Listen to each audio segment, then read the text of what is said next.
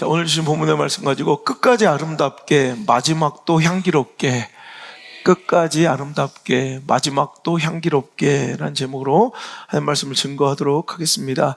다윗의 밧세바 사건 지난 시간까지 살폈는데요, 그 수치스러웠던 다윗의 밧세바 사건 이후에 또 다른 범죄 사건입니다. 바로 다윗이 인구조사를 벌이는 사건을 오늘 다루고 있습니다. 인구조사가 왜 나쁜 건가요? 그죠? 인구조사 할 수도 있잖아요. 그죠? 성경 안에 인구조사를 다룬 기사들이 여러 번 있습니다. 그런데 그 인구조사의 목적과 동기가 완전히 다르다는 거죠. 출애굽기 30장에 하나님께서 모세에게 인구조사를 명하고 그 백성의 수요를 세라 하실 때, 그때 이유와 목적은요, 이제 백성들의 수요를 따라 하나님께 생명의 속전을 드리기 위함. 그러니까 오늘도 모든 한 사람도 예외 없이 생명의 속전, 반세겔씩을 누구나 부자든 가난하든 오늘도 하나님께 생명의 속전으로 드려서 그것을 회막 봉사를 위해서 사용하기 위한, 어찌 보면 그들의 생명을 살리고 하나님과의 관계를 유지하고 또 하나님의 일을 도모하기 위한 굉장히 귀하고 선한 목적으로 사용되었고요. 민수기에서 단행된 인구조사는 바로 하나님이 이렇게 너희들을 보호하시고 함께 하셨다라는 은혜의 기억, 그리고 더 나아가 이제 그들은 이제 하나님의 군대, 하나님의 군사로서 오늘도 공동체 의식을 함양하기 위한 그런 선한 목적과 동기로 그들은 인구조사를 했다는 거예요. 하지만 오늘 다윗의 인구조사는 그 마음의 동기와 목적이 선하지 못합니다. 오늘 그는 자신의 힘을 과시하고 싶고요, 자신의 힘을 확인하고 싶었던 거예요. 그래서 그들은 오늘도 인구조사를 통해서 내가 얼마나 막강한가, 내 정권이 얼마나 오늘도 강한가, 오늘도 내가 동원할 수 있는 총 군대의 숫자가 얼마이며 이것으로 내가 무엇을 할 수 있을까에 대한 오늘도 이 교만한 동기에서 이 인구조사가 진행되었기에 마음의 중심을 보시는 우리 하나님께서는 그것을 용납하지 않으셨다는 거예요. 여러분, 오늘도 우리가 말씀의 본론으로 들어가기 전에 먼저 우리가 살펴야 될 것은, 참 우리는 마음의 중심, 그 동기와 목적이 정말 중요하다라는 거예요. 하나님 마음의 중심을 보십니다. 하나님은 외형적인 것에 속아 넘어가는 분이 아니심을 믿습니다. 하나님은요, 똑같은 행위를 했다고 결과가 같다고 다 같은 것이 아니라는 거죠. 오늘도 우리가 신앙생활 할 때 이렇게 나와 예배하고 기도한다고 그것이 다 내가 하나님을 기쁘시게 했다 착각해서는 안 돼요. 하나님께서 말라기에서도 예배를 진노하실 때가 있고요, 또 수많은 사람들의 제사를 하나님께서 헐어버릴 때가 얼마나 많이 있었는가를 우리가 기억해야 될 필요가 있습니다. 오늘도 선한 동기, 그 목적, 마음의 중심이 하나님께로 향하지 않으면 오히려 내가 열심처럼 보이는, 헌신과 희생처럼 보이는 우리의 신앙의 모든 행위들이 오히려 하나님을 진노케 하는, 그러니까 예배 드리는 것이 하나님의 진노, 여러분 교회 안에서 교제하는 것이 하나님의 진노, 기도하는 모습이 진노가 될 수도 있다는 거예요. 오늘도 여러분 하나님의 진노를 사는 그런 동기가 선하지 못한 또 악한 목적으로 행해지는 그런 형식적인 종교생활, 신앙생활을 다 걷어버리시고 이제 마음의 중심으로 주님 앞에 나와 전심으로 하나님을 의지하고 찬양하는 아름다운 예배자, 진정한 신앙인이 될 수 있기를 주의 이름으로 축복합니다. 마음의 중심, 생각의 순결함, 동기의 목적의 선함이 있어야 하는데, 다윗은 오늘도 자신의 힘을 확인하고 싶었고, 오늘도 다윗은 교만했기에 오늘도 그것이 인구조사의 목적이었던 거예요. 동기였던 거예요. 그로 인해 자신은 물론 자신으로 인해 백성들이 큰 고난을 당해 오늘도 이렇게 시대적 위기를 당하는 이 모습을 보면서 오늘도 이제 우리도 내 삶 속에 인구조사는 없는지, 다윗이 행했던 그런 교만한 인구조사는 없는지 오늘도 잘 점검하셔서 오늘도 다윗이 범했던 그 악한 행위와 실수와 잘못들이, 범죄함들이 우리에게 나타나지 않기를 기도하고 소원하며 오늘도 이 말씀을 받으시길 주의 이름으로 축원합니다. 여러분, 교만을 경계해야 합니다. 여러분, 교만을 경계하고 우리가 교만을 두려워한다는 것은 또 거꾸로 다른 표현으로 하나님을 더욱더 의지해야 합니다. 내가 교만하지 않기 위해 힘쓰는 것이 교만하지 않는 것이 아니라 하나님만 다 의지하면, 하나님만을 간절히 원하면 마치 빛이 들어오면 내가 어둠을 몰아치려고 막 어둠과 싸우진 않잖아요. 빛이 있는 곳에는 어둠이 있을 수 없는 것처럼 내 마음에 하나님이 차지하고 있는 그 영역은 교만이 틈탈 수가 없어요. 오늘도 우리 교회가, 우리 신앙이, 여러분의 가정이, 여러분의 사업이, 여러분의 진로가, 여러분의 자녀의 교육이, 여러분의 관계, 모든 것이 여러분 하나님을 지향할 수 있길 바랍니다. 하나님을 더욱더 의지할 수 있길 주 여러분을 축원합니다. 그래야 다윗과 같은 실수를 범하지 않고 다윗과 같은 이런 불행한 결말을 맞이하지 않을 수가 있다는 거예요. 근데 오늘 우리가 보면 다윗의 좀 억울한 면모를 볼 수가 있어요. 1절에 보니까 여호와께서 다시 이스라엘을 향하사 진노하사 그들을 치시려고 어떻게 해요? 다윗을 격동했다는 거예요. 그래서 다윗으로 인하여 인구조사를 하게 했다. 어찌 보면 하나님이 다윗을 격동시켜서 인구조사를 시킨, 어찌 보면 다윗이 피해자처럼 묘사되어 있더라는 거죠. 여러분 이걸 어떻게 해석해야 될까요? 여러분 하나님께서 우리에게 자유의지를 주세요. 신앙의 양심을 주세요. 그래서 신앙의 양심을 따라 우리가 자유의지를 가지고 무언가를 선택하고 결정할 수 있도록 우리를 자유케 하시지, 우리를 꼭두가시처럼 부리고 복종시키는, 우리 위에 군림하시는 분이 절대 아니라, 이게 세상의 여타 모든 잡신들과 하나님이 다르신 유일한 특징이에요. 여러분 얼마나 멋있어요. 하나님은 우리에게 자유의지를 주세요. 사랑하기에. 신앙의 양심을 주세요. 사랑하기에. 여러분 내 속의 목적을 이루는 것이 그것이 자기의 의도라면 복종시키고 힘 있는 사람이 군림하면 그것이 아주 훨씬 더 손쉬운 방법이에요. 하지만 하나님은 우리를 사랑하시지 우리를 위에 군림하시는 분이 아니에요. 우리를 그냥 복종시키는 분이 아니에요. 사랑은 그런 것으로 빼앗고 쟁취할 수 없다는 거죠. 그래서 우리에게 신앙의 양심을 주시고 우리로 하여 자유의지를 가지고 우리가 스스로 선택할 수 있게 하세요. 그래서 오늘 이 표현은 다윗의 교만함이 있는데 그 교만한 마음을 하나님께서, 그가 인구조사를 하고 싶은 이 교만한 충동을 하나님께서 그냥 허용하셨다고 보면 돼요. 하나님께서 시켜서 다윗이 인구조사를 한 게 아니라, 그러니까 사탄이 틈탄 그의 마음, 그의 선택을 하나님이 허용하실 때가 있어요. 가룟 유다에게도 사탄이 틈탔잖아요. 그의 마음에 들어가자 사탄이 예수님을 팔 생각이 들어요. 그의 선택을 허용하신 거지, 하나님께서 가룟 유다나 다윗을 이용해서 악한 일을 벌이시는 분이 아니에요. 자, 오늘 평행본문을 보면 오늘 이 사건이 또 기록되어 있는 다른 성경이 있습니다. 역대상인데요. 역대상 21장을 보면 또 동일한 요 사건이 이렇게 기록되어 있어요. 역대상 21장 1절 읽겠습니다. 시작. 사탄이 일어나 이스라엘을 대적하고 다윗을 충동하여 이스라엘을 계수하게 아니라. 자, 여기서는 약간 다르죠. 자, 우리가 읽었던 사무엘하 24장, 지금 사무엘 상하를 통해서 우리가 지금 몇 달 동안 거의 반년 가까이 이제 말씀을 전하고 있는데, 자, 이제 사무엘서에서는 하나님이 다윗을 격동했다라고 나오지만 역대상에서는 사탄이 다윗의 마음을 충동했대요. 그러니까 이거예요. 오늘 다윗의 교만이 사탄이 일할 영역에 틈을 준 거예요. 그러자 사탄이 그의 마음에 들어와 충동한 거예요. 교만하도록, 인구조사하도록. 그런 선택을 하나님은 허용하신 거예요. 이해가 되시죠? 자, 출애굽기에 보면 결국 그 완악함과 완강함으로 바로가 끝까지 자기 고집을 꺾지 않고 홍해에 침몰될 때까지 그 역사를 계속 기록할 때, 여러분 두 가지 표현이 나와요. 출애굽기 8장에 보면 이 바로가 완강하여, 이건 능동적으로 바로가 완강하여, 그러니까 자기가 선택한 거예요. 또 바로가 그 마음이 완악하여, 이건 능동적 선택이에요. 그런데 출애굽기 9장부터는 뭐라고 나오면 하나님께서 바로의 마음을 완악하게 하시고, 여러분 이런 두 다른 표현이 나와요. 그런데 이것도 똑같은 거예요. 그 마음의 완강함을 하나님께서 허용하시는 거예요. 오늘 여러분 이것은 하나님이 오늘도 다윗을 격동시켜서 어떤 이스라엘을 칠 목적, 진노의 목적, 수단으로 다윗을 이용하신 게 아니라 이미 사탄의 충동질에 그는 교만의 틈을 벌려 들어온 사탄의 충동질에 그는 인구조사, 그 교만한 선택과 결정을 했고 하나님은 그를 허용하셨다. 이렇게 이해하시는 게 좋을 것 같아요.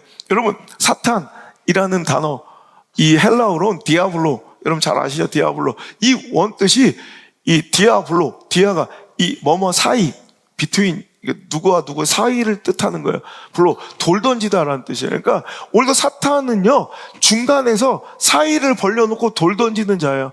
사탄은 오늘도 다윗의 마음에 충동질해서 하나님과 다윗의 마음에 간격을 벌려놓고 돌 던지는 거예요. 여러분, 둘 사이에서 돌을 막 던지면 어떻게 돼요? 서로 벌어지고 틈이 더 넓어지겠죠? 사탄은 그런 거예요. 사탄은 우리의 마음을 충동질할 그의 실제 목적은 우리가 하나님을 의지하지 않도록, 우리가 하나님께 마음이 자꾸 떠나가도록, 우리가 하나님을 소홀히 여기도록 만드는 것이 바로 사탄의 목적인데, 오늘도 그것이 오늘도 감행되고 성공했다는 거죠. 그래서 다윗은 이 사탄의 충동에 그는 교만함으로 넘어가 오늘도 하나님을 의지하지 않고 하나님보다 더 의지하고 싶은, 하나님보다 더 내세우고 싶은, 하나님보다 더 자랑하고 싶은, 하나님보다 더 강하게 느끼는 것들, 그것이 바로 자기의 병사, 군사력 있다는 거죠. 그래서 그는 그것들을 확인하고 싶은 유혹에 빠져 인구조사를 했고 그것이 하나님의 진노를 사게 됐다는 거예요. 여러분, 오늘 우리의 삶 가운데, 신앙생활 가운데 정말로 중요한, 정말 위험한, 두려운 우상 중에 하나가 바로 숫자의 우상이에요. 우린 자꾸 보이지 않는 하나님보다 숫자를 더 의지하려고 해요. 한국교회가요, 여러분, 앞으로 몇 년 후에 10%대로 교인 수가 떨어질 거라는 예측이, 그 전망이 아주 대다수예요. 왜 이런 참혹한 일이 벌어졌을까요? 한국교회가 하나님을 더 의지하고 하나님과의 관계를, 그 순결함을 더 중시하는 것이 아니라, 오늘도 하나님과의 관계에서의 정직함과 성실함을 더 내세우는 것이 아니라 숫자에 빠져 모든 것을 숫자화하고 숫자를 근거로 하고 숫자를 자랑하기 시작했어요. 크기를 자랑하기 시작했어요.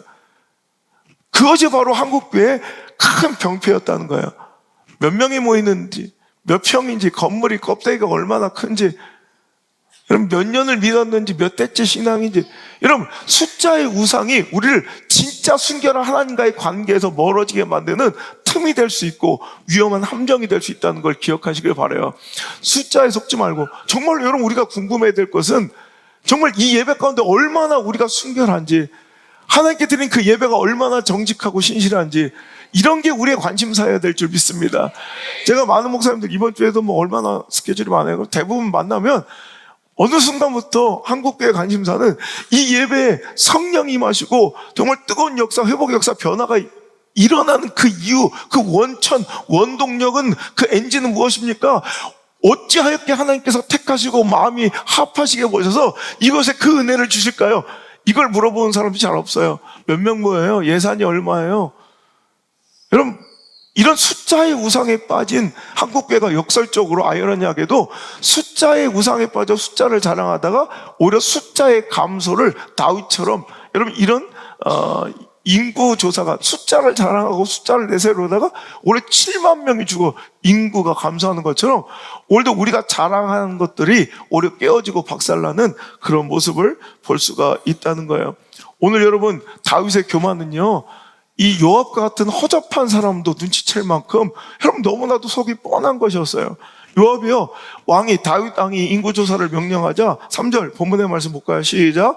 요압이 왕께 아뢰되 이 백성이 얼마든지 왕의 하나님 여호와께서 100배나 더하게 하사 내 주 왕의 눈으로 보게 하시기를 원하나이다. 아멘. 오늘 다윗이 이 자리에 오른 것은, 이 지위를 누리는 것은, 이 영광 가운데 있는 것은 하나님의 은혜요, 그 결과이며, 이 왕자와 왕권을 견인하고 오늘도 당신의 그 영광을 견인하고 있는 힘은 하나님의 은혜요. 여러분, 이 요압, 이 허접한 신앙, 별로 선하지도 않은 자예요. 요압은 이런 자도 이걸 고백하고 아는 거예요. 네가 너 된 것은 하나님의 은혜지, 하나님이 원하시기만 하면 이 숫자는 100배나 더해줄 수도 있다. 하나님 능력이 부족해서가 아니라 여러분 하나님이 주신 것 안에서 우리는 그 은혜를 누리며 감사하며 그 은혜가 우리의 목적되어야 되고요. 항상 그 은혜가 우리의 관심되어야 돼요. 원수가 그 주신 은혜가 아닌 오늘도 그 복을 가지고 그걸 지키려고 오늘도 그것에 매몰되어 우리의 시선이 하나님의 은혜가 아닌 다른 것에 주신 축복에 간 이게 바로 미혹이에요. 미혹. 하나님이 아니라 하나님이 주실 그 무언가 이것에 관심 갖고 시선을 빼앗기는 것 이게 바로 미혹입니다. 이 마지막 때 가장 위험한 것이 미혹하는 영이에요. 미혹하는 가짜 선지자들이에요. 오늘도 우리 시선이 미혹되지 않길 바랍니다. 우리의 신앙이 미혹되지 않길 바랍니다. 변질되지 않길 바랍니다. 하나님만 바라봐야죠. 하나님의 그 은혜를 바라봐야죠.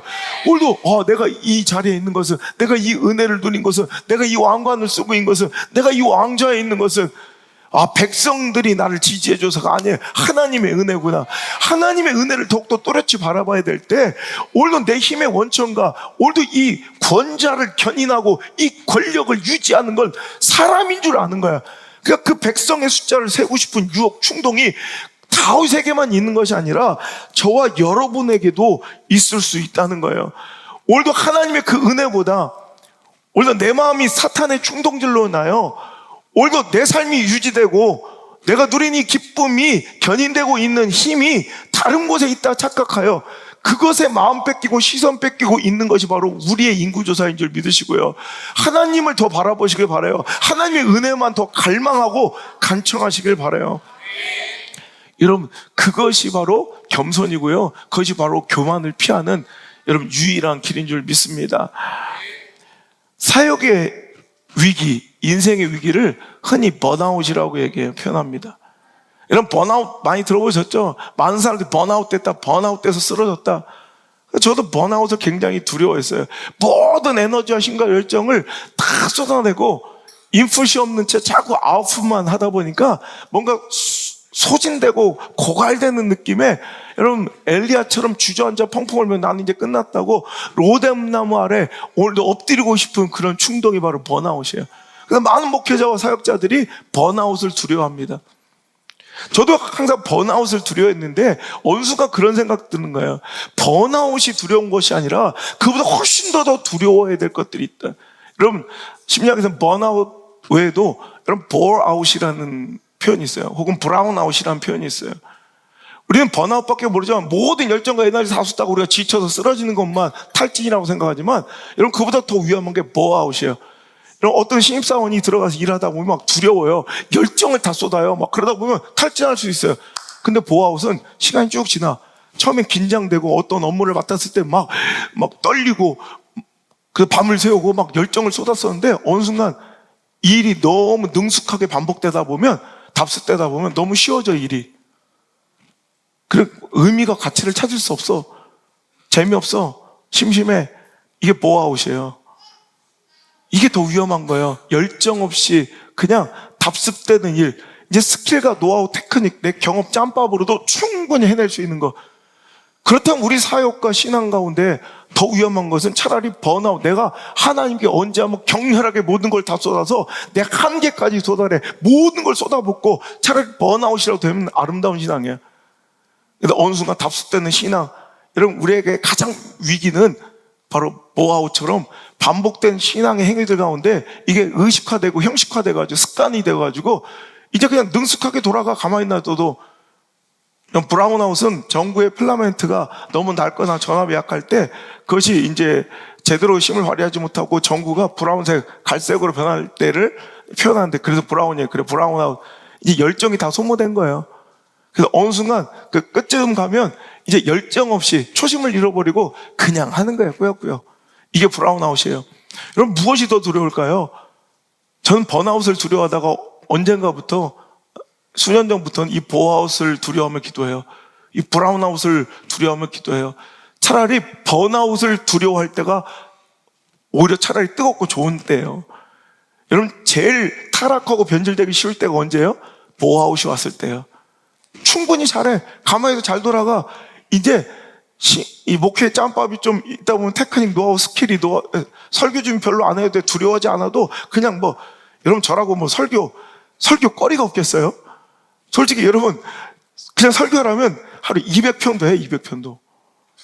근데 오늘 하나님 주실 말씀을 정말 처음 강단에 섰을 때 그 두려움으로 그 긴장을 유지하며 그 두려움을 유지하며 오늘도 설사하고 토하고 금식하며 오늘도 그렇게 하면서 말씀을 전할 수 있는 이런 종으로 살아가길 꿈꿔야 되는 거, 여러분 이것이 마땅한 줄 믿습니다. 여러분 보아웃, 이것이 가져오는 게 바로 교만이에요. 내 힘으로 충분히, 내 스킬로도 충분히, 내 테크닉으로도 경험으로도 충분히 할 수 있다고요. 여러분 목사만 그렇겠어요? 여러분 인생도 그래요. 어떤 것을 처음 맞아들일 때, 좀 새로운 환경에 갔을 때 하나님께 막 기도하죠. 어떤 문제에 봉착했을 때 하나님 살려만 주시면 막 간절히 기도하다가 그것들이 풀어지고 긴장감이 없어지면 이제 내가 한 줄 알죠. 내가 할 수 있다고 착각하죠. 이제 하나님 저 뒷방 노인네 취급하며 이제 내가 뭔가 해보려요. 이게 당신의 인구조사고 당신의 보아웃의 이런 브라운 아웃의 바로 전초 증세예요. 신앙생도 격렬하게 번아웃 한번 돼본 적도 없는 사람들이 에너지 같은 교회들이, 열정을 잃어버린 에너지 같은 신앙들이 얼마나 많아지는지 몰라요. 정신 차리시고, 아직 번아웃도 안 돼봤잖아요. 열정 있게 더 뜨겁게 하나님께 나아가 하나님 아니면 살 수 없는 그런 자로 오늘도 다시 한번 엎드릴 수 있는 저와 여러분 되시기를 주님을 축원합니다. 여러분 너무 능숙해지고 다락 빠진 목사 되지 않기를 기도하는 저처럼 여러분 너무 능숙한 성도 되지 않고 다락 빠진 성도 되지 않길 바라요. 여러분 이 능숙하고 다락 빠진 거 이것만큼 꼴보기 싫은 게 없어요. 여러분 목사가 막 다락 빠졌어. 좋아요? 여러분 맨날 그래 긴장하고 막 어떻게 할 줄 모르고 막 설사하고 이게 차라리 낫잖아요. 두려워하는. 여러분도 마찬가지예요. 여기 있으면 여러분이 다락 빠짐을 딱 여러분이 느낄 수 있는 것처럼 여러분 여기서도 여러분 다락 빠짐이 딱 느껴져요. 여러분 정신 차려야 합니다. 예? 신앙은 늘 주님 앞에 떨리고 두려움이에요. 나 같은 죄인이 어떻게 말씀 앞에 서는데 두렵지 않을 수가 있고 깨어지지 않을 수 있냐는 거예요. 능숙한 판정단처럼 앉아있지 말라고요. 여기는 오디션장, 당신 앞에 설교 발표회가 아니라고. 말씀 앞에 정직하게 서서 깨질 준비하고 나오시고요. 두려움으로 나오세요. 그래야 내 영혼 안전하고 살아납니다. 여러분 하나님 없이도 잘할까봐 두려워하는 거예요. 여러분 제가 지금 12년 동안 매일 집회해요. 여러분 3,000교회 넘게 집회해요. 그거 못해서 맨날 금식하겠어요? 못해서 맨날 벌벌 떨겠어요? 하나님 없이도 잘할까봐 두려운 거예요. 하나님 없이도 막 그냥 뭔가 이렇게 막 회중들의 엄청난 이런 환호를 받을까봐 이게 두려운 거예요. 여러분 차라리 그럼 죽을 쓰고 망해버리는 게 나아요. 하나님 없이도 잘 될 수 있는 그 다락빠진 인생, 능숙한 인생이라면 차라리 죽 써버리고 망해버리는 게 또 다른 소망이고 기회를 주시는 거예요. 오늘 여러분 인생 가운데 하나님 없이도 충분히 잘하는 영역이 있을까요? 이 정도면 능숙하게 스킬과 노하우로 이쯤은 하나님 없어도 될 것 같은 영역들이 보일 거예요. 정신 차리십시오. 거기가 바로 당신의 인구조사 현장입니다. 오늘 다시 한번 하나님 꼭 붙들고 하나님 아니면 당신 살 수가 없어요. 오늘도 간절함으로 다시 한번 주님 앞에 나 엎드릴 수 있길 바라요. 제가 나만의 인구조사가 벌어질 수 있음을 두려워하고 늘 하나님 앞에 엎드리는 것처럼 제 기도가 그래요.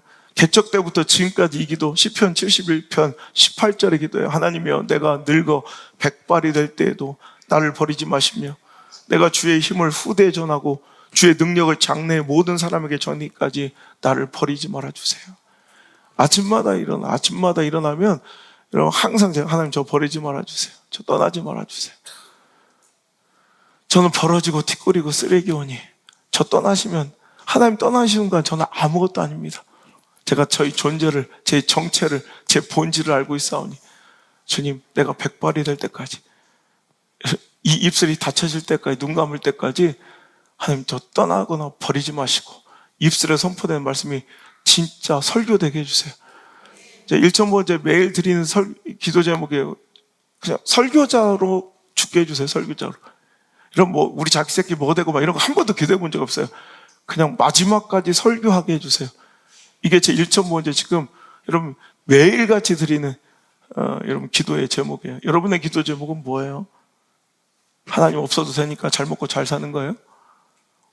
여러분 인구조사 현장에서 떠나서 오늘 정신 차려서 하나님 아니면 저는 아무것도 할 수 없습니다. 엎드릴 수 있는 저 여러분 되시길 주의 이름으로 축복합니다. 여러분, 요압이요, 이때부터 다윗을, 나중에 이제 반역에 동참하게 된 요압이 이때부터 다윗의 권위에 도전하기 시작해요. 역대상 21장, 다시 한번 이 사건을 다루고 있는 다른 본문 역대상 21장 6절을 보면 요압이 왕의 명령을 마땅치 않게 여겨 레위와 베냐민 사람은 계수하지 아니하였더라. 일부러 두 지파는 빼버려, 물론 레위 지파는 인구조사에서 빠질 때도 있습니다. 그런데 일부러 베냐민 지파도 빼버리고 이렇게, 왜? 왕의 명령을 어떻게 해요? 마땅치 않게 여겼대요. 할 수 없이 왕이 시켜서 하긴 하는데 싫은 거야. 이건 잘못됐다고 보는 거예요. 여러분, 다윗 왕은 자기의 권력과 권자를 자기의 힘과 그 권력의 안전성을 더 곤고하게 만들고 싶었지만 더 강하게 만들고 확고하게 만들고 싶어 인구조사를 하지만 보세요. 권력의 누수가 벌어지고, 여러분 이 자리에 앉히신 분은 하나님이에요. 그런데 오늘 내가 다른 걸 의지하고 오히려 다른 것이 내 이 은혜와 오늘의 삶을 견인하고 있다고 착각하는 순간 여기서 하나님 나에게 주셨던 그 권력이 오늘도 그 견고함이 완전히 누수되고 흐트러지시고 몰락하고 있다는 걸 봐요. 하나님 말씀이 딱 맞죠. 마태복음 23장 12절, 누구든지 자기를 높이는 자는 낮아지고 누구든지 자기를 낮추는 자는 높아질 것이다. 다윗처럼 오히려 자기가 높아지려 하면 낮아져요. 낮아질 때 하나님께서 높여주세요. 야고보서 4장 10절에 주 앞에서 낮추라, 그리하면 주께서 너희를 높이시리라. 하나님이 높이시기에 안전한 거예요. 내가 스스로 올라가는 건 에너지도 많이 들고요, 반드시 이렇게 후유증이 나와요. 오히려 내가 의도한 바, 목적한 바 그 권력이 더 견고해지고 내 힘이 더 강성해질 것 같은데, 오히려 하나님을 의지하지 않고 교만할 때 오히려 내가 의지하던 그 힘들이 오늘 더 파괴되는 것을 오늘 봐요. 부하였던 요압, 이제 이 요압의 마음에 그 왕 리더에 대한 오늘도 이제 존경심과 그 권위가 이제 누수되고 이제 그 충성심이 흔들리기 시작하고 결국 나중에는 이제 배반의 자리에 서게 된다는 거죠. 여러분, 제가 얼마 전에 집회 갔더니 아주 일찍이 미국에서 박사학위도 받으시고 아주 엘리트이신 두 목사님 부부가 제 설교를 되게 좋아하시는데요. 그러면서 집회 끝나고 저한테 하신 말씀이 그래요. 목사님은 박사학위 안 받은 게 정말 신의 한 수예요, 이러더라고. 예, 그랬더니 자기는 공부도 많이 하고 이렇게 소위 엘리트인데 목사님 설교를 들으면 정말 새로운 관점에 엄청나게 많은 걸 배우고, 목사님 설교에 다른 데 없는 어떤 깊이가 있다는 거예요. 그런데 만약에 목사님이 어디서 박사학위 받았다면 그 학교가 좋은가 봐, 역시 박사학위를 받아야 돼, 이렇게 칭해지고 논해질 뻔했는데, 목사님이 박사학위가 없다는 걸 자랑하고 다닐 때 목사님 박사학위 없는 게 그게 신의 한 수래. 그러니까 와, 하나님이 하셨네, 저런 얼굴에서 저런 말씀이 나오대 막 이러면서 박사학위 없는 게 신의 한 수다. 저는 참 그 말씀을 들으면서 한 5년 전 그때가 생각나서 갑자기 눈물을 터뜨렸어요. 제가 박사학위를 하려고 이제 교우들에게도 이야기하고 이제 첫째 학기를 끝내고 두 번째 학기 이미 등록금까지 다 냈어요. 학비까지 냈는데 어느 날 기도하는데 하나님 마음에 강한 감동으로, 왜 네가 스스로 높아지려고 하느냐, 박사학위를 그만둬라, 내가 내 때가 되면 내가 너를 높일 계획이 있다라는 마음을 주셔서 그때 기도하다가 너무 울었어요. 하나님, 내가 어디 가서 내가 교단 정치하고 어떤 자리를 얻고 싶다는 것도 아니고 말씀 더 잘 전하려고 공부 좀 하겠다는데 이것도 막으시나. 너무 제가 속상했어요. 제가 지금 뭐 딴 거에 하나도 내가 관심도 안 갖잖아요. 뭐 가가지고 정치를 하는 것도 아니고 뭐 완장을 차는 것도 아니고. 내가 하나님 말씀 더 잘 전하려고 공부 좀 하겠다는데 뭐 그걸 막으신 하나님이 너무 원망스러웠어요. 그런데 하나님 뜻이니 그냥 다 내려놓고 2학기 때 그만뒀던 그때가 딱 생각나더라고요. 근데 어느 순간 딱 제가 하나님이 그때 이러셔서 그때 박사학위를 못하게 하셨구나. 그게 이제 딱 떠오르는 순간들이 엄청 많아요. 이번에 신학교 이제 총장 후보로 올라갈 때도 그렇고 말씀을 전하면서 수많은 사람들에게 하나님의 은혜만 드러나고 하나님의 영광만 드러낼 수 있는 그리고 더 적절한 도구와 통로로 사용되는 그 순간순간마다 얼마나 하나님께 감사한지 몰라요. 그러면서 내린 결론은 하나님은 무조건 옳으시다. 여러분, 윤석열 대통령이 이번에 그랬대요. 백성은 무조건 옳다. 국민들은 무조건 옳습니다. 왜 그분은 그렇게 고백해요?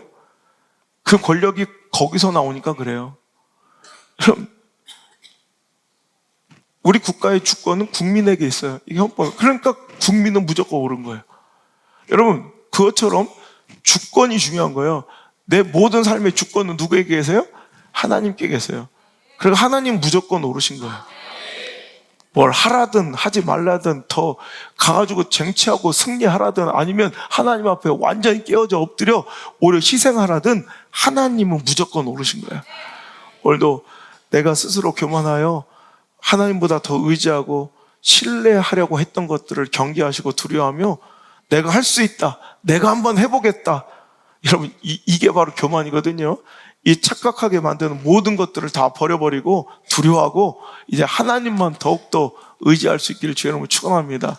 여러분 내 인생을 복귀해 보세요. 언제 박살나고 깨지는지. 내가 한번 해보겠다. 내가 할 수 있다. 여러분 이 생각이 교만이에요. 그때부터 하나님이 우습게 보여요. 하나님 말씀이 우습게 보여요. 그래서 하나님 말씀보다 오늘도 내 상황, 처지, 형편에 대한 경영, 분석, 통계, 기획 이따위 걸 더 믿기 시작해요. 여러분 그러다가 보면 여러분 어느 순간 박살나는 인생을 만나게 돼요. 여러분 이게 교만이에요. 내가 한번 해보겠다. 내가 할 수 있다.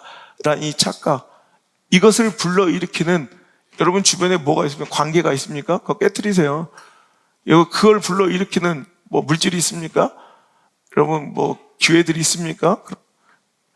여러분 사업, 교제, 결혼, 진로, 입학, 유학, 직장, 관계, 자녀교육 이 모든 영역에서 내가 할 수 있다. 내가 한번 해보겠다. 착각하고 자만하는 것들이 있습니까? 이 인구조사 현장을 반드시 끝내시고 결단하시고 내가 지금 무엇을 진정 의지하고 있는지. 여러분 다른 것은 다 하나님 의지하는 것 같은데 사업의 영역에서는, 교제의 영역에서도, 내가 결혼의 영역에서도, 내 진로를 결정하는 데서도, 대학을 입학하는 데 있어서도, 유학 가고 또 직장을 고르고 사람 관계 속에서, 자녀 교육 속에서도 정말 그 영역에도 내가 진짜 하나님을 의지하고 있는지, 하나님만 바라보고 하나님만 의지하고 있는지를 점검하고요. 그 모든 것들을 뒤로 다 밀어버리고 이제 하나님을 구하시길 바랍니다. 그래서 하나님의 때 하나님이 주시는 방법으로 하나님이 일하실 때 그때가 가장 존귀하고 가장 완벽한 승리를 우리는 누릴 수 있다는 거 기억합시다. 제가 개척 초기에 하나님만 바라보고 하나님만 의지했던 시간을 기억합니다. 아니 뭐 솔직히 말하면 하나님밖에 바라볼 뿐이 없었고요. 하나님밖에 의지할 수 없었던 순간이에요. 그때가 오히려 가장 안전한 시간이에요. 오늘 이 시간 여러분 하나님 외에도 의지할 것들이 있는 시간, 이 시간이 가장 위험한 시간이에요. 옛날에 생각해보면 제가 얼마 전에 미국 집회 가서 우리 개척 멤버였던 지금 우리 함께 하지 않지만 내가 일부러 그 자녀들 찾아가지고 내가 기도하고 전화하고 우리 같이 펑펑 울었는데 그때 생각하면 참 초라했던 예배당, 아무도 없던 그 예배당 진짜 혼자 개척해가지고 그때 와서 중학생 뭐 초등학생 마이크 2개 잡고 이런 음향 시스템도 없어서 들고 다니는, 우리 장례식장 들고 다니는 그 이동식 앰프 있잖아요. 그거 하나에 마이크 꽂아가지고, 그러니까 마이크 구멍이 3개밖에 없어서 3개밖에 없는 거예요. 찬양단 2명이 풀이야. 나 하나 써야 되니까. 근데 이건 마이크 되나 안 되나 똑같아. 근데 그냥 하기 심심하니까 잡고 있는 거예요. 그때 제가 샀던 마이크가 아직도 그냥 13,000원짜리 은색 마이크인데요.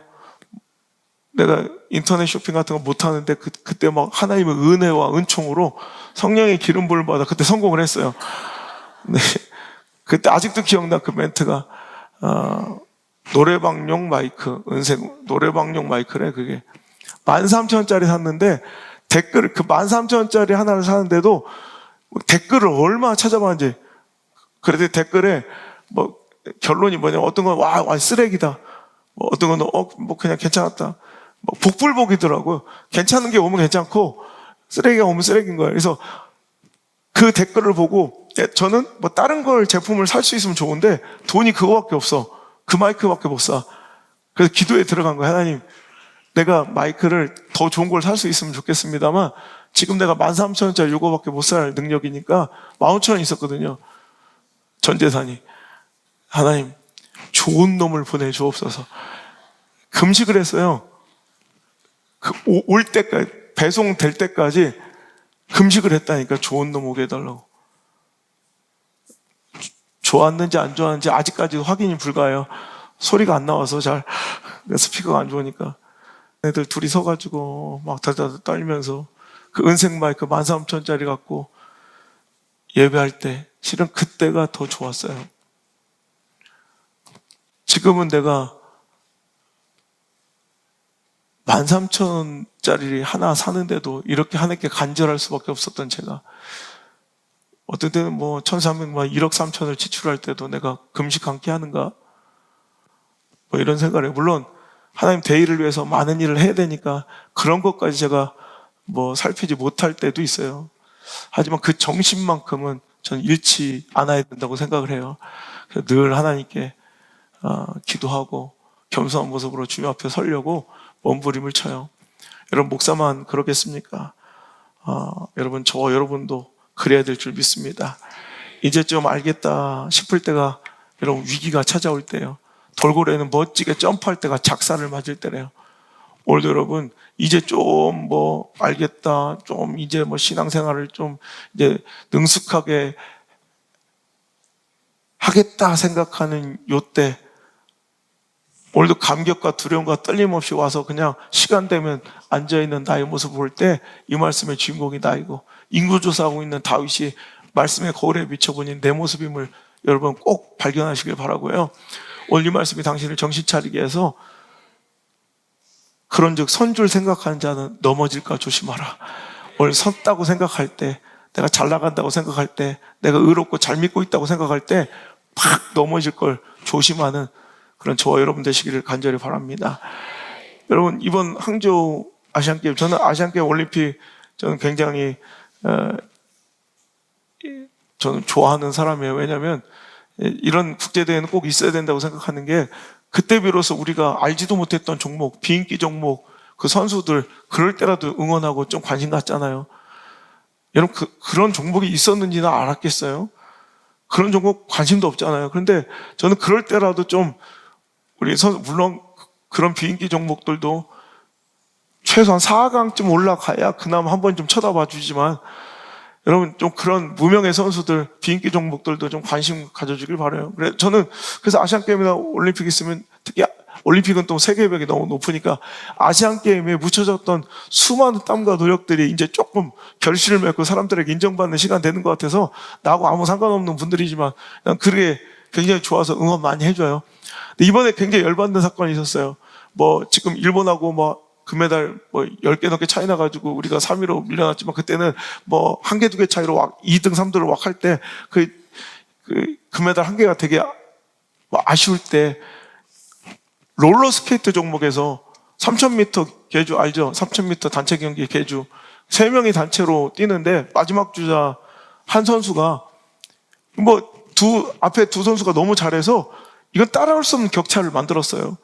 그래가지고 이제 와 금메달이구나 하는데 결승선 전에서 이겼다고 막 세레머니를 할 때 뒤에 2등으로 쫓아오고 있는 선수가 필사적으로 발을 쫙 뻗어가지고 결승선에 먼저 닿은 거예요.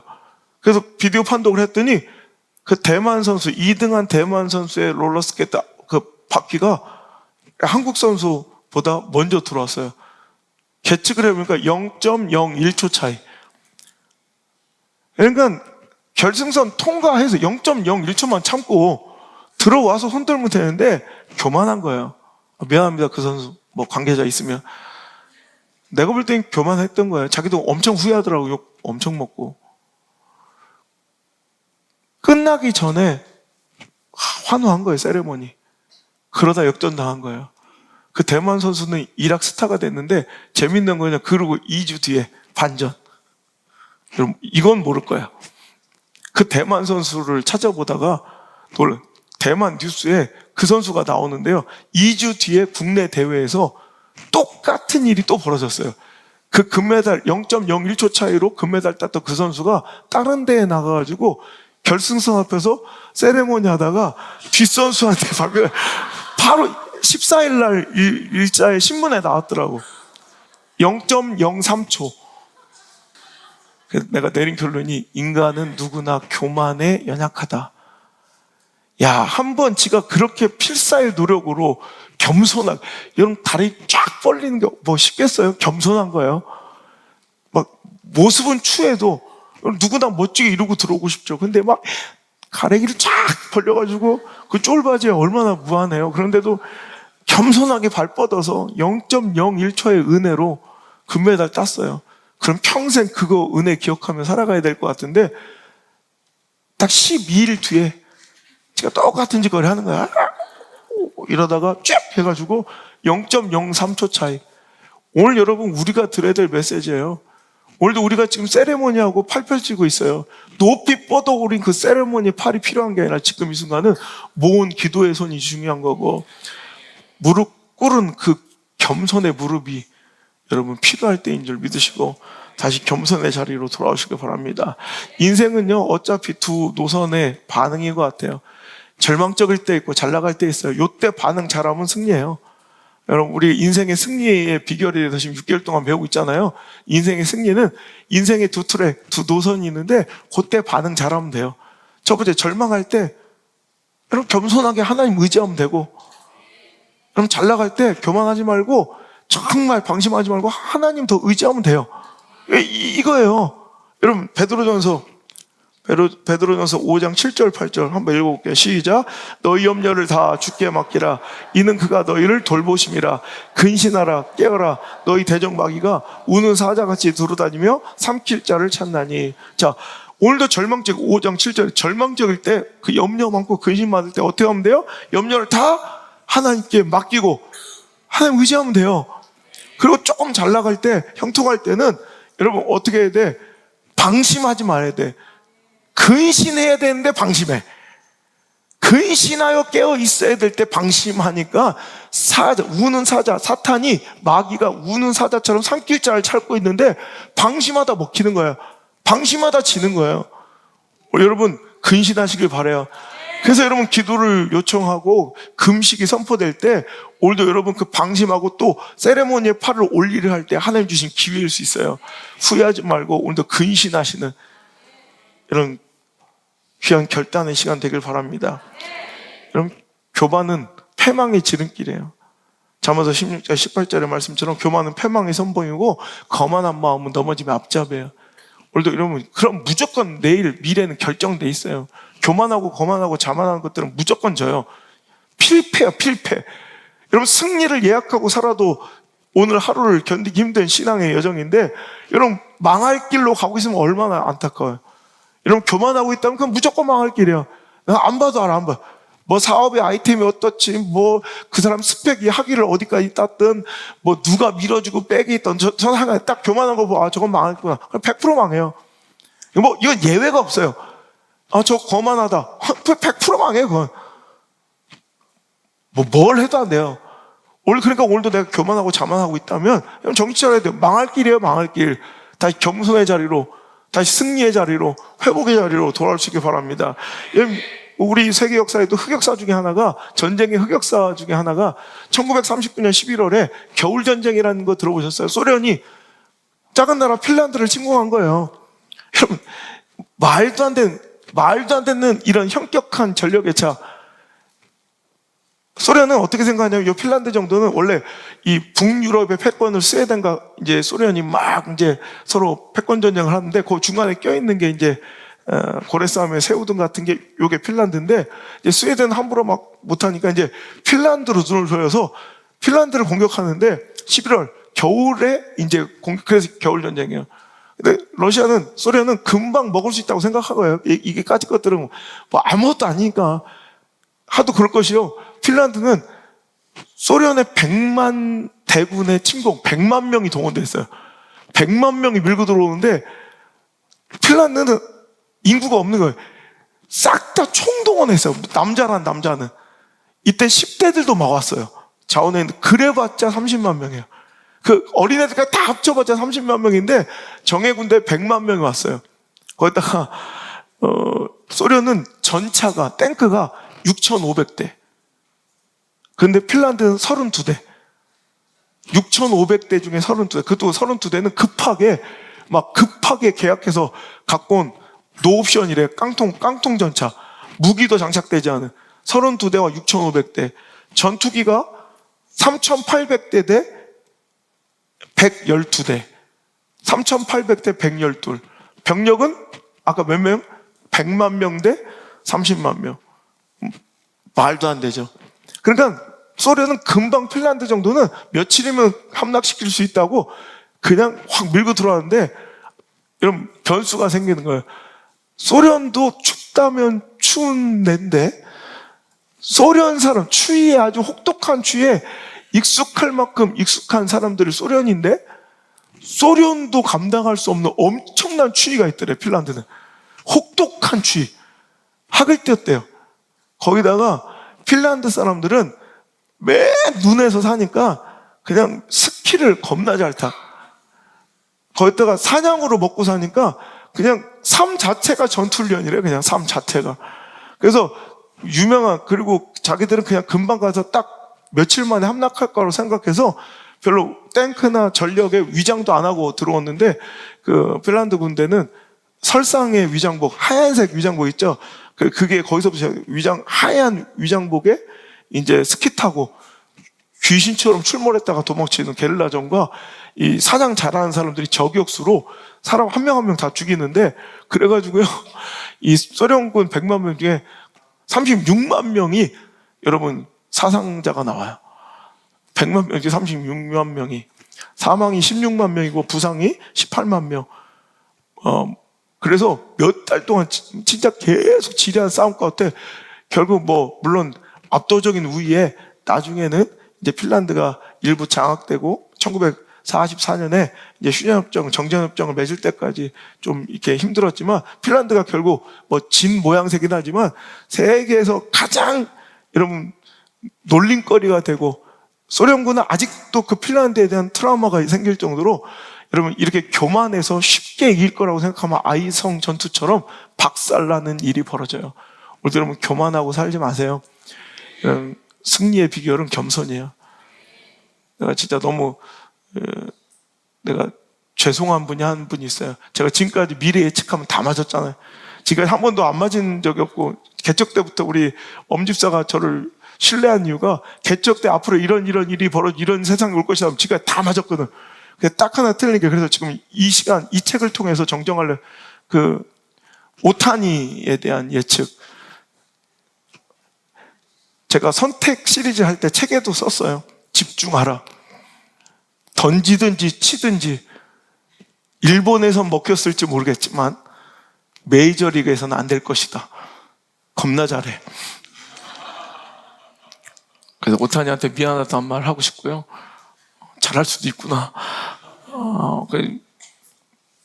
이번에도 투수로서도 잘하는데 타자로서도 홈런 왕 경쟁을 펼칠 정도로 그래서 나는 그냥 사과하긴 좀 뻘쭘하니까 왜 오타니는 잘할까? 겸손. 그래서 여기다 억지로 어거지로 끼워 넣는 거예요. 이제 오타니에 대한 미안한 마음. 이번 책에는 오타니 얘기를 써주는 거예요. 오타니는 겸손하더라고. 그 대스타잖아요. 이번에 몇천억 계약을 앞두고 있는데 FA에서. 그런데 그는요 얼마나 겸손한지 현대 소나타만 타고 다녀요. 지금까지. 키가 장신인데 소나타를 타려면 접어서 들어가야 돼요. 꾸겨 들어가야 돼. 그런데도 보세요. 인성이 드러나죠. 혼다 안 타고 현대 타는 것만 봐도 그 친구는 참 좋은 사람이었구나 라는 생각을 해요. 도요타 안 타고 현대를 타는 게 내가 오해했구나. 그리고 정말 겸손하기로 유명하더라고요. 그런 사람들이 돼. 얼마 전에 손흥민도요. 손흥민 뭐 경기에 대한 뉴스도 있지만 비하인드 뉴스도 재밌더라고요. 이제 그날 매치에 굉장히 우수한 폼을 보이고 나서 그 매치에 그 경기에 가장 우수 선수로 이제 지목되어 가지고 인터뷰를 할 때, 여러분 보셨어요? 인터뷰할 때 갑자기 인터뷰 끝나고 마이크를 그 테이블에다가 아주 조심스럽게 내려놓는 그 모습을 영국 사람들이 엄청 칭찬하더라고. 마이크를 딱 내려놓는 순간 딱 그 음향이 그 음향 기사한테 들리고 그 소리가 들어갈까봐 그걸 아주 조심스럽게 테이블에, 그러니까 그게 몸에 배어 있는 겸손, 몸에 배어 있는 배려를 저런 인성, 저런 성격, 성향이 그걸 대스타로 만들었다고 막 진짜 모든 신문에서 다 칭찬을 하더라고요. 운동도요, 싸가지 없는 애들은 별로 못해. 결론적으로는 인성이 좋아야 돼요. 뭐든지 여러분, 겸손한 자들이 잘해요. 이게 하나님의 법칙이에요. 교만한 자들은 반드시 깨지고 박살나고 저기만 하죠. 하지만 겸손한 자는 돕는 자가 많아지고 뭐 하나님의 도우심이 함께 하시니까 하나님의 승리의 법칙은 겸손에 있습니다. 교만은 분명히 패망하는 여러분 지름길이니 선봉이니 그 자리를 떠나 여러분 반드시 승리한 자리에 있기를 주의 이름으로 축복합니다. 두 번째 메시지는 끝까지 아름다운 마지막이 향기로운 인생을 우리 꿈꾸시길 바랍니다. 오늘 말씀의 제목처럼 여러분 마지막이 아름다워야, 끝까지 향기로워야 그게 진짜 승리죠. 그렇지 않겠습니까? 여러분 꽃은 생명을 품고 있을 때만 향기로워요. 변질되고 부패되면 꽃은 악취를 뿜어요. 우리 인생과 신앙도 마찬가지입니다. 변질되고 오염되고 부패되면, 하나님과의 관계가 멀어지면, 신앙이 병들고 타락하면 우리 삶은, 신앙은 오히려 모습은 똑같은 것 같은데 더 능숙하고 세련돼진 것 같은데 악취가 풍기는 교회와 신앙과 인생이 돼요. 향기로운 인생, 마지막까지도 향기롭고 끝까지 아름다운 신앙과 교회의 길을, 또 목사의 길을 꿈꿔봅니다. 아까도 얘기했지만 저는 끝이 아름다웠으면 좋겠어요. 그래서 매일 기도하는 거예요. 하나님 끝까지 아름답게, 끝까지 진짜 말씀 전할 수 있게. 그냥 능숙하게 앵무새처럼 한 주 한 주 멋지게 속여가며 떼어가는 게 아니라 진짜 하나님께서 원하시는 말씀 받아서 두렵고 떨리는 마음으로 진지하게 정말 정직하게 하나님 말씀을 대언할 수 있는, 그거면 좋게요. 그냥 끝까지 내어뱉었던 그 강대상의 말씀이 진짜 설교였다고 인정받으면 성도가 1명이든 2명이든 10명이든 무슨 상관이면 그게 성공인 것 같아요.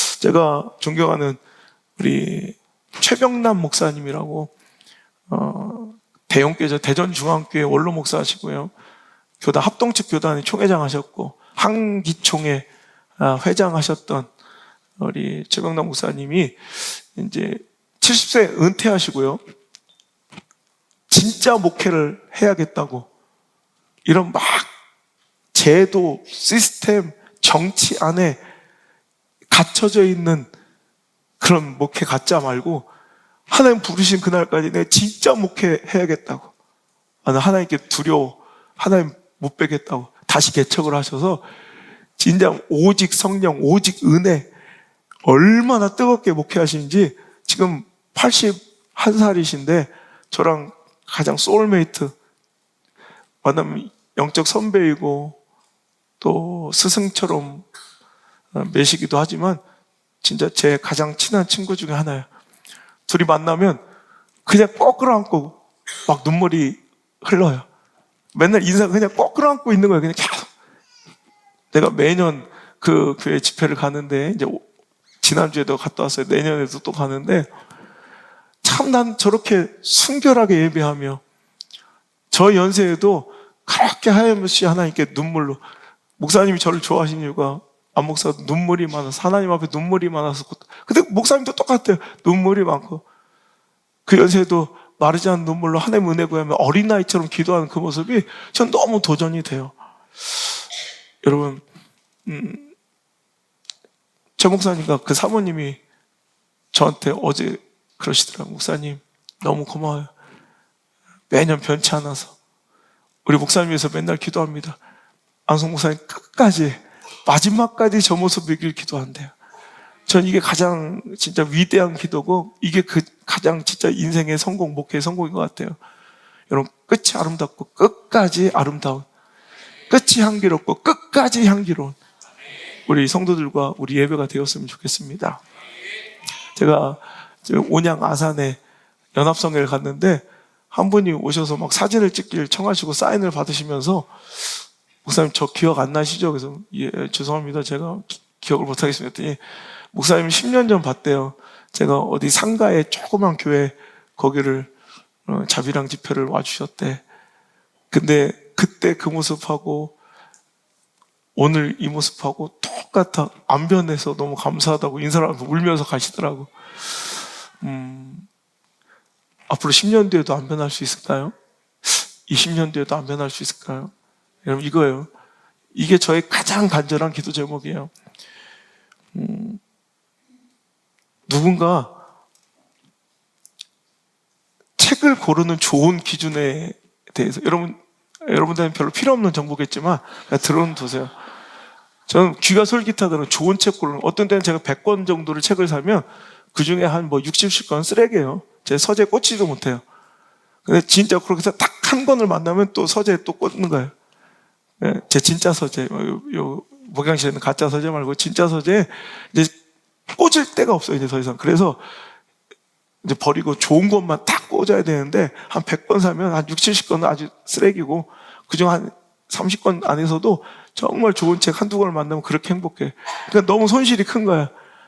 그랬더니 좋은 책을 고르는 기준을 말해준 적이 있어요.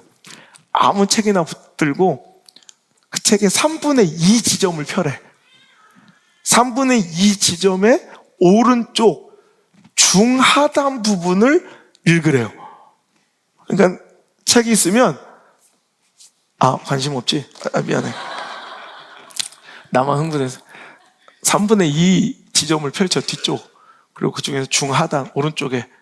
그래서 그 부분이 술술술술 잘 읽혀지면 여러분, 그것은 좋은 책일 가능성이 많대요. 내가 되게 공감을 했는데 대부분 작가들이 책을 쓸 때 가장 버거워하고 힘들고 여기서 접을까? 이런 마음이 딱 들 때가 3분의 2 지점이에요. 저도 그래요. 근데 그 부분에 문장이 잘 쓰여 있고 깔끔하게 읽힌다면 그만큼 그 책에 정성을 쏟았고 그분의 필력이 원체 좋은 작가라는 것을 증명한다는 거예요. 제가 굉장히 은혜를 받았어요. 그래, 내 인생의 책을 펼쳐도 3분의 2 지점이 아름다워야겠다. 딱 지금쯤이에요. 이제 살아온 날보다 살아갈 날이 훨씬 더 적어졌어요. 여러분도 지금 향기롭게 지금부터 더 아름답게 힘내서 포기하지 말고 대충 인생 책 쓰지 말고 오늘 한 페이지 정말 열심히 쓰세요. 아름답게 쓰세요. 제가 오늘 아침에 일어나서 기도해서 하나님, 이 하루가 웬 말입니까? 이 귀한 선물 주셨는데 허접하게 이 하루 쓰지 않게 하시고 이 주일 쓰지 않게 하시고 정말 최고로 가치 있게 이 한 주 쓰겠습니다. 이 하루 쓰겠습니다. 이렇게 기도하고 나왔거든요. 정성껏 쓰세요. 얼마 안 남았어요. 쓰레기책 내지 말고 정말 멋지게 이런 마무리 할 수 있기를 주 이름 축복합니다.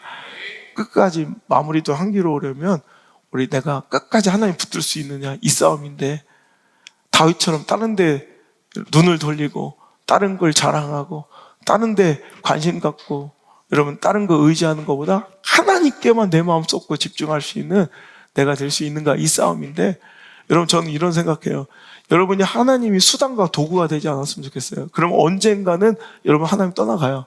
관심이 떠나가. 왜? 그것만 필요해지고 충격되면, 어디서든 충격되면 되거든. 근데 하나님만 목적이면 끝까지 향기로울 수 있어요. 여러분 당신의 하나님을 향한 마음은 외로움입니까? 그리움입니까? 뭐든지 그냥 채우기만 하면 됩니까? 뭐든지 그냥 되기만 하면 됩니까? 전 그리움이었으면 좋겠어요. 그분 아니면 채워질 수 없는, 그분 아니면 안 되는 그 마음으로 늘 예배 앞에, 하나님 앞에 나오시길 바랍니다. 한 번쯤 불타오르고 시대를 풍미하며 화려하고 위대한 업적을 남긴 사람들은 많지만 끝까지 향기롭고 아름다웠던 사람들은 잘 없는 것 같아요. 한 번쯤 확 불살라오르고 화려하고 시대를 풍미했던 사람들은 많은데 끝까지 아름다웠던 사람들은 별로 기억이 안 나. 그런 사역자, 그런 선배들을 만나면 참 존경스럽고 눈물 나게 고마운 거예요.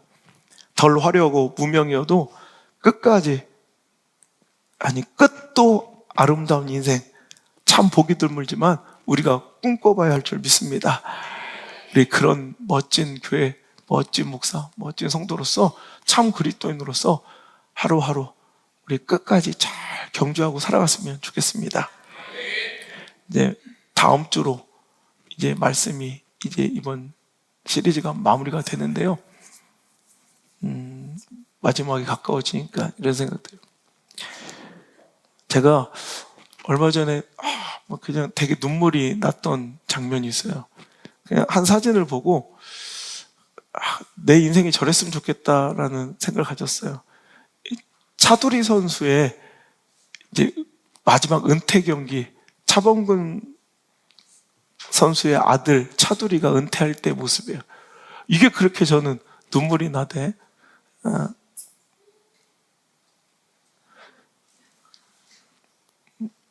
이 차두리 은퇴 경기에 차범근 아버지 감독님이 가서 그를 이렇게 딱 안아주는, 서로 펑펑 울고 있는데, 그때 제가 저 은퇴 경기를 봤거든요. 근데 어라마를 이렇게 하더라고. 그 무슨 말 했는지 내가 얼마 전에 알았어요. 차범근 감독이 차두리한테 저렇게 울고 있는 차두리를 꼭 안고 차범근이 그랬대요. 차범근 아들로 태어난 거 잘했지? 이랬대요. 그래서 막 오열하고 같이 울었대요. 나 그때 너무 감동적이더라고. 그때 내가 유학가 있는 아들한테 전화했잖아. 그냥 울면서 그냥 아니야 그냥 잘 있지? 그러고서 말하는데 마지막에 그랬으면 좋겠더라고. 너 내 아들로 태어난 거 잘했지? 그러다 또 갑자기 감격에 겨우 막 그때 다시 이 설교문을 쓴 게, 그래 마지막에 이런 이야기 나누며 서로 누가 먼저 가든 뭐 이왕이면 먼저들 가세요. 내가 옆에 지켜줄 테니까. 근데 혹시 내가 먼저 가걸라 내 옆에서 서로 간에 그랬으면, 누가 먼저 가든 간에 우리 교회 다니길 잘했죠.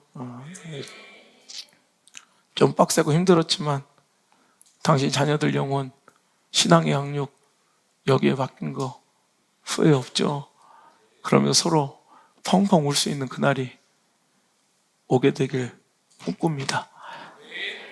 끝이 아름다워야 진짜 아름다운 것입니다.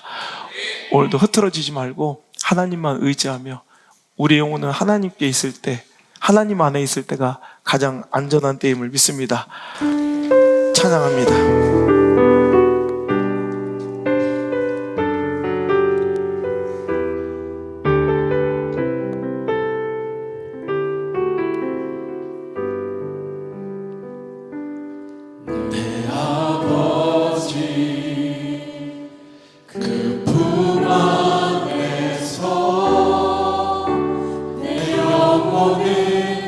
안전합니다.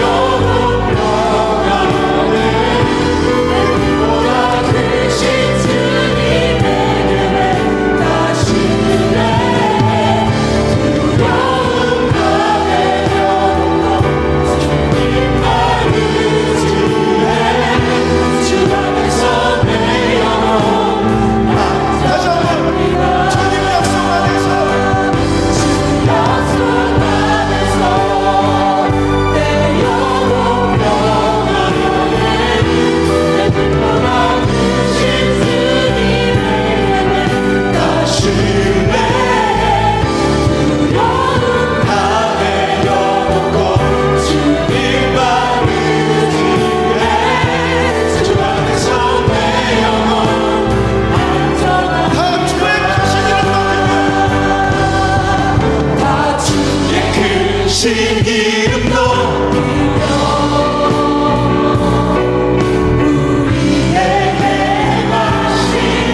위대한 일 감사하세.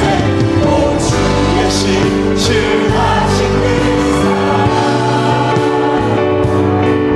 온 땅과 하늘 위에 계셔 홀로 영원하신 분. 우리 다같이 주님의 기도를 다 주의 크신 이름도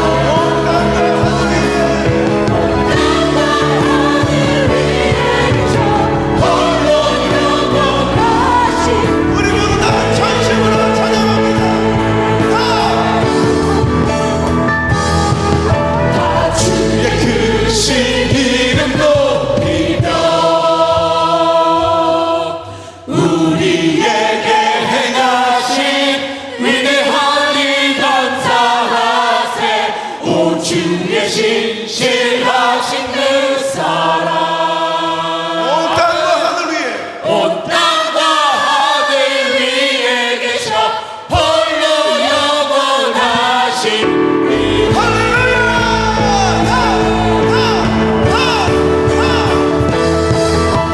주의 크신 이름도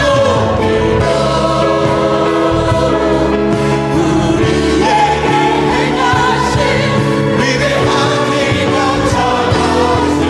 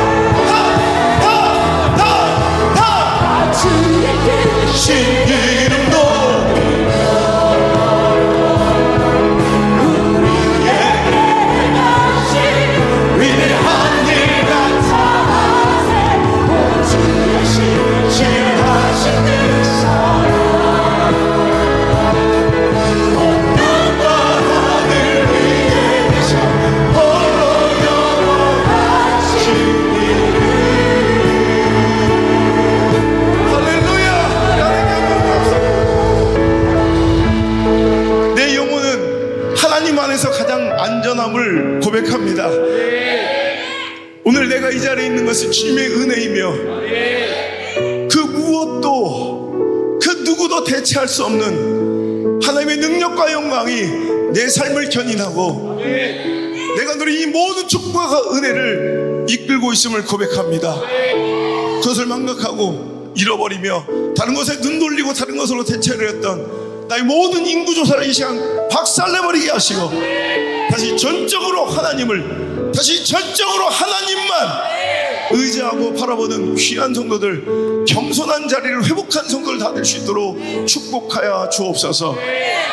끝까지 아름답게, 마지막도 향기롭게 하나님께 영광 올려드리는 아름다운 교회 공동체와 성도들이 다 될 수 있도록 주여 우리를 붙들어 주옵소서. 우리를 떠나지 말아 주옵소서. 우리를 버리지 말아 주옵소서. 백발이 되어 노년이 될 때까지도 어린아이처럼 주님 아니면 살 수 없으며 그 은혜 아니면 살아갈 수 없다고 고백하고 주님께 더 가까이 나오는 사랑하는 우리 모든 성도들 다 될 수 있도록 축복하여 주옵소서.